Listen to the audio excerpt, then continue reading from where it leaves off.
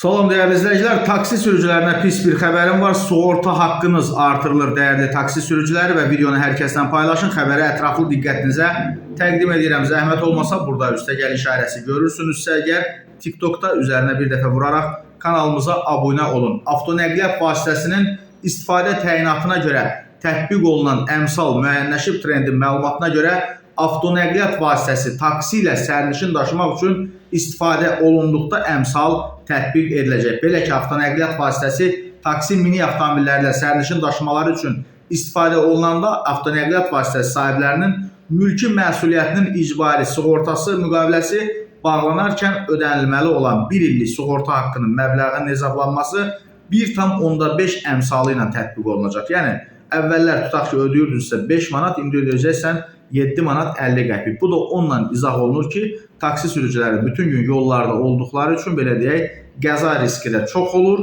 və o baxımdan da elə o pulu bərbaşdan necə deyirlər, sizdən alırlar. Yəni, taksi sürücülərinə belə deyək, qısaca onu deyim ki, sığorta qiymətləri yaxın zamanlardan artıq artmış olacaq.